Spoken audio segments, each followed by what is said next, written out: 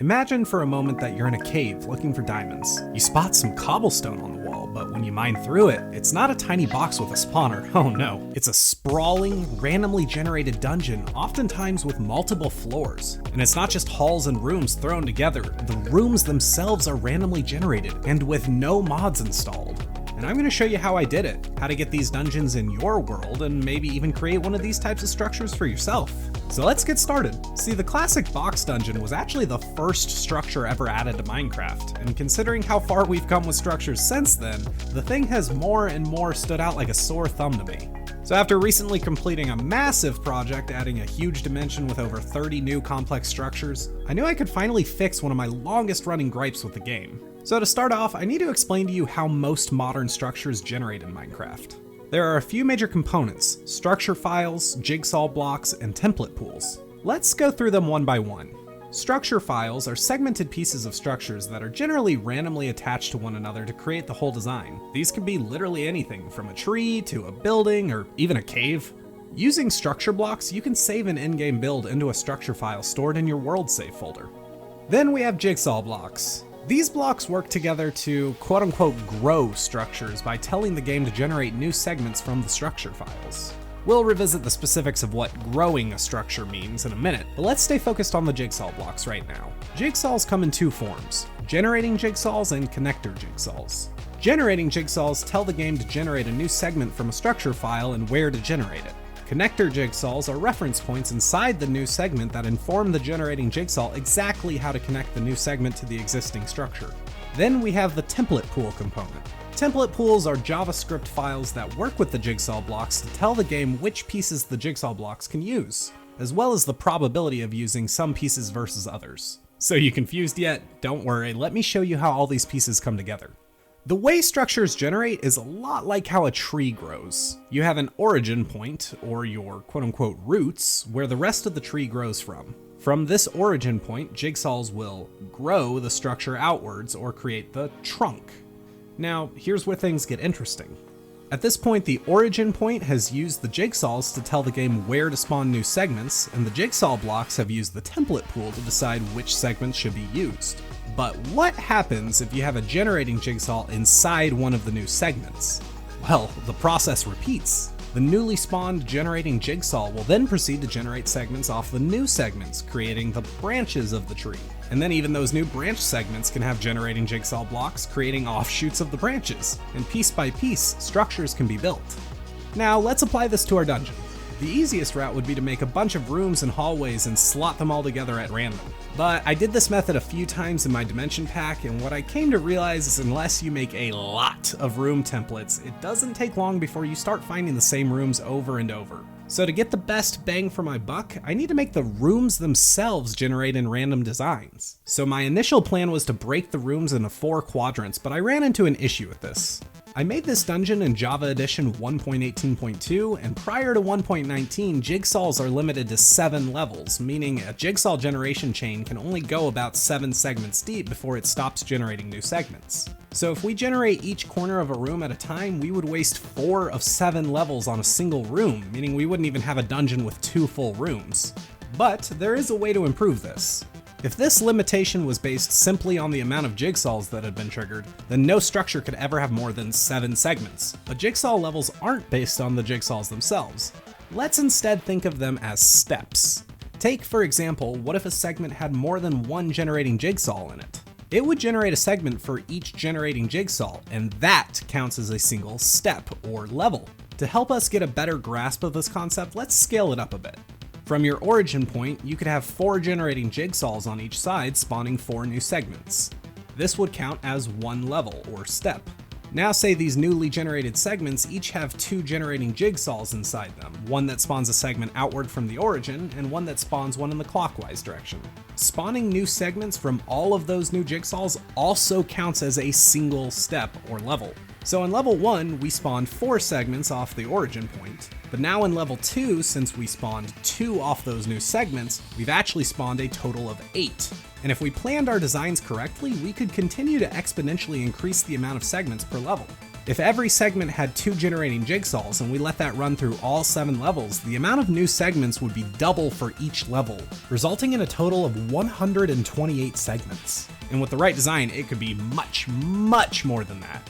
But let's scale this back down to our dungeon. Instead of spawning each quadrant of the room individually, let's put a room origin point in the middle and have that generate 2 halves of the room on each side of it. That means it takes 2 levels to generate a room instead of 4. So with that, I started building.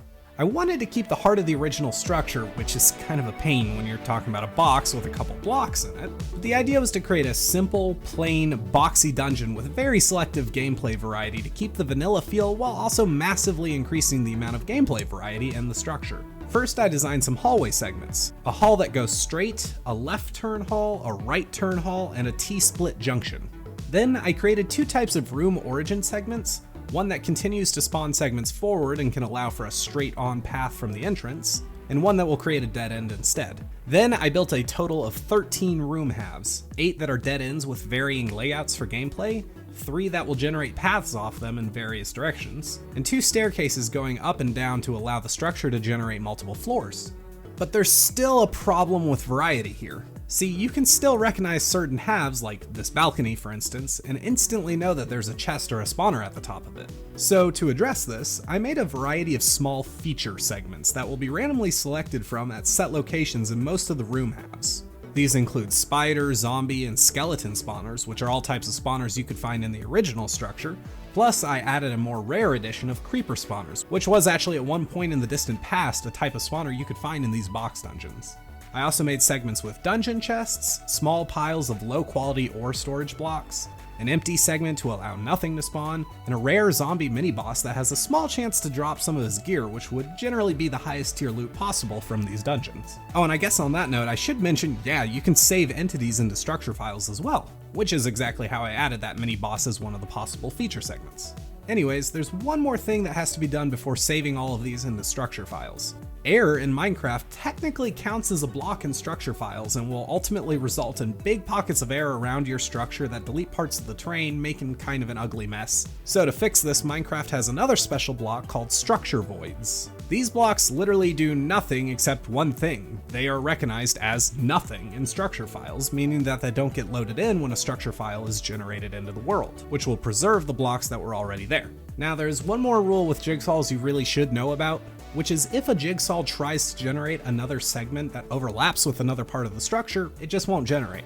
However, if there is another segment that it's allowed to generate that does fit, it will just default to that one.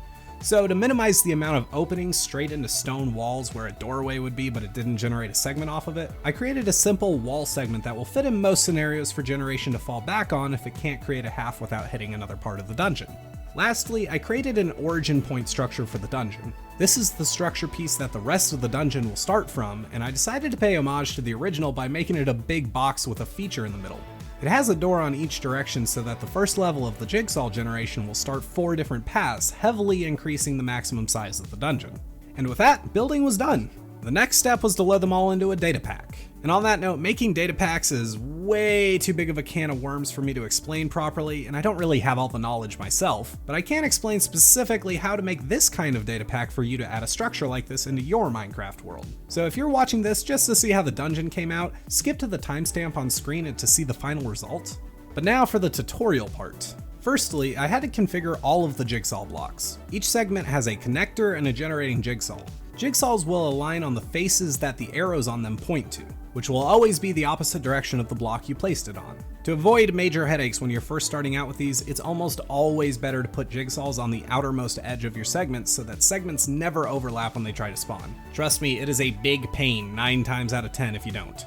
In the generating jigsaws, where it says target pool, put the name of your data pack, a semicolon, and then the name of your structure. Where it says target name, you will put a name to mark what types of connector jigsaws can connect to this. For instance, if you only want hallways to generate off this jigsaw, you can just write hall.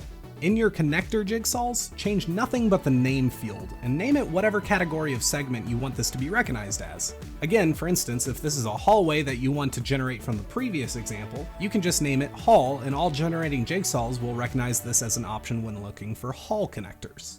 That part's really important for designing how jigsaw structures generate. Otherwise, there'd be no way to guarantee a room origin would spawn a room half on each side instead of, say, a hallway or whatever. So make sure you plan your jigsaw name categories in advance if you're designing a particularly complex structure. The next step is to save the segments into structure files. Use the /give command to get a structure block and place it a block below the northwest corner of the segment you're saving. Right-click on it and click the lower caps load button twice until it says save. Change the structure name to whatever you want, preferably something that makes it easily identifiable. Then where it says structure size, change the field according to how big your structure is in the X, Y, and Z directions respectively. You can see if the size is fitting perfectly by exiting the block UI and visually confirming that the white outline is lined up with the edges of your segment. If you had to use any structure voids, you can toggle the Show Invisible Blocks button to on and you will see structure voids and error represented as pink and blue respectively. This is very useful for confirming you have your error and structure voids exactly where you want them, because again, if you have a structure void in the wrong place, you might get a block inside your structure or something like that. It's just very, very useful to be able to visually confirm where invisible blocks are. Go figure.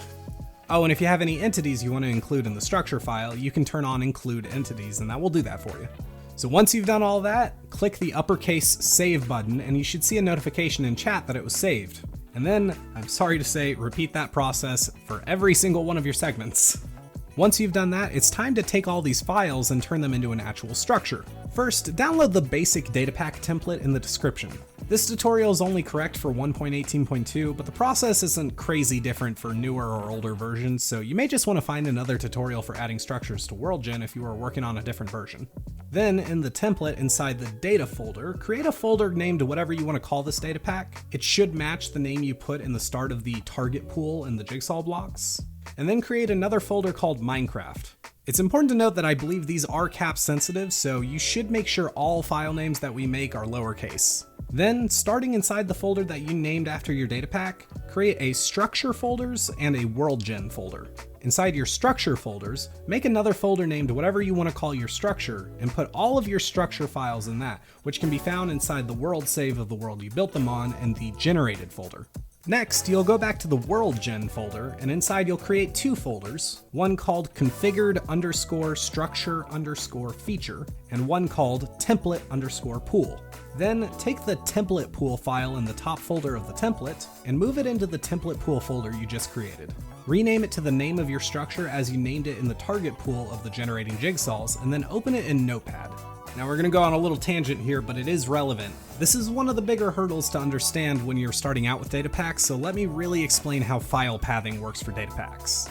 There are namespace folders, which would refer to the folder that you made under the data folder that's named after your data pack. And then there are data organizational files within those namespaces. For instance, in the target pool field within the jigsaw blocks, you're actually referencing a namespace folder and then a template pool within that namespace. For my pack, it references the namespace Dungeon Revamp, telling it to go to the folder called Dungeon Revamp within the data folder, and then it looks for a template pool called Dungeon 2, and that's the part that specifically threw me off. See, the game already knows where these things should be organized inside the namespace folders because it's a predetermined layout that the game already knows how to follow. So if the game's looking for a template pool, you don't need to tell it how to find the template pool folder because it's going to be exactly where it already knows it should be. So that's why in the jigsaws where it says target pool, it's looking for a template pool, but you only put the name of the namespace folder, which tells it which data library to look at, and then you tell it which template pool to choose, because it already knows it's looking for a template pool, so it's just going to go straight to where the template pools are.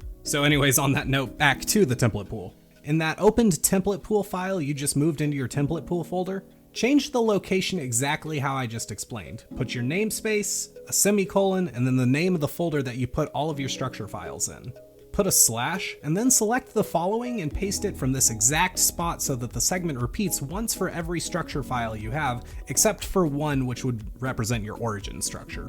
Oh, and make sure you remove this comma on the last one or it will break your entire pack. Yes, seriously, one comma will break the whole thing. So then, starting from the top, go back to the location line and write the name of each structure file after the slash, one file name per location line. Under the name field, put your namespace, a semicolon, and then just the name of the template pool file that you're working on right now. Once you've added all of them, save and exit for now. We'll be revisiting this at the end. Next, make a copy of the template pool and add the word start at the end of the name. The name doesn't actually matter, you can name it whatever you want, but it's kind of easier to understand that that is the start pool. You'll understand what I mean in a second. Go ahead and open it up and remove all the segments that you copy and pasted except for one. The text in your file should match mine on screen perfectly except for the location line. Then all you're going to do is change the file name after the slash to whatever the structure file name is for your origin structure. And be sure to add start at the end of this name, or just whatever you named this template pool. And then you're going to go ahead and save and close it. Then go out of the template pool folder and go to the configured structure feature folder. Take the file of the same name from the top folder of the template and put it here. Go ahead and rename it after your structure, and then once you've done that, open it, change the start pool field to your namespace, a semicolon, and then the template pool that you put start at the end of, the one that only has your origin structure file listed in it. The size field refers to the amount of levels your jigsaw blocks will generate, so 7 is the max, and you can set it for whatever you want depending on how many levels you want your jigsaws to attempt to generate. The type field is unfortunately a kind of convoluted and poorly documented criteria, but basically it tells the game what structure to mimic spawn criteria for. So for instance, Minecraft:village would place it on the surface as a jigsaw structure. Minecraft:mineshaft will generate underground how a mineshaft would generate, and so on and so forth. And finally, between the brackets of the biome field, write the technical names of each biome you want your structure to generate in inside quotes and separated by commas. You can easily get the technical names of biomes by looking it up with the /locatebiome command. Once you've got all that configured as you want, go ahead and save and close it. And now, as our final step, we are going back to the data folder and we're going into the Minecraft namespace folder. Inside, create another folder called WorldGen, and inside that, you'll make another folder called structure_set. Take the structure set file from the top folder of the template and put it here. Rename it to the name of your structure and open it. First, change the structure field to your namespace, a semicolon, and then the name of your configured structure feature file. The weight field doesn't matter unless you have multiple structures in your pack, so don't really worry about that right now. The spacing and separation fields both refer to the amount of chunks between each time your structure generates. Spacing is the average distance between them, and separation is the minimum distance that they can spawn from each other. And lastly, the salt field is the seed to determine the exact locations where they spawn. Again, this is not particularly important unless you have multiple structures in your pack, so don't really worry about it. At this point, you can install the pack and your structure will generate. But we still have one thing we gotta do, and that's determine the probability of each segment generating in your structure. So go back to your first template pool where you listed all of your different structure files and go ahead and open it. Under each segment for each file, the weight field will determine the probability of the jigsaws choosing that segment to generate. The lower the number, the less likely, the higher the number, the more likely. I think it caps at something like 150. But the gauntlet is over and we are done. It is time to look at the final result. Oh, what do we got here? Some suspicious looking cobblestone, huh? I wonder if it's gonna be a little box dungeon, or maybe you just watched a 20-minute video to make it very obvious that this is not a box dungeon. But you can see, so right off the bat, we've clearly got it working to some extent. So there must be a segment or something, just a couple layers, oh, a little bit of lag, but a couple layers through, correct? Somewhere around here there is a reason that this did not generate. Oh, actually that's the reason. Either way, you can see it generated one side, didn't generate the other. If I go into this room, yeah, it definitely generated both sides. And we've got our random spawners and our random locations. Any of these could have been, you know, chests. They could have been these piles of loot. This could have been a spawner. So we've got already quite a lot of variation occurring. I'm gonna go ahead and knock out these spawners. But I gotta say, I'm really pleased with how this is. Oh god, I'm really pleased with how this has come out. Right off the bat, it's looking really good. I'm excited to see what else we can find. Get rid of the other one. Cool. Oh, we got a staircase. Okay, so this is actually an important limitation to note for these type of structures. You'll notice that all of these spots that could have had a feature in it don't, and that's because we are at the end of the jigsaw train, which, like right here, this would have continued, but it didn't. We reached full 7 segments by spawning this room, which means there was nothing left there was no way for the jigsaws to actually go ahead and generate the features. Ooh, that's lucky. Ouch! Holy. Oh, they're gonna kill me. They are so gonna kill me. Not great, not great, not great, not great, not great.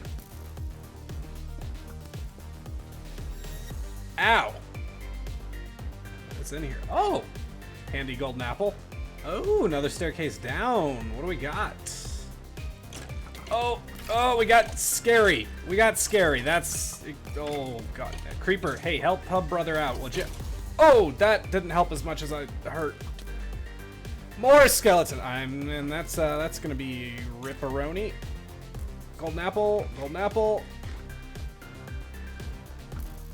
Okay, go away, go away. Why is there silverfish? Oh yeah, because I did hide some infested blocks around here. Will you please stop? Ow. So this is just one of many examples of what we could get out of these dungeons, and this is one of many examples of what types of dungeons you can make. So yeah, I'm very happy with this. I hope you are too. Make sure you tell me what you think down in the comments. Should Mojang replace the box dungeon with something like this? Would you like to see me revamp more vanilla structures? Also, the pack is available for download in the description if you want to try it out for yourself.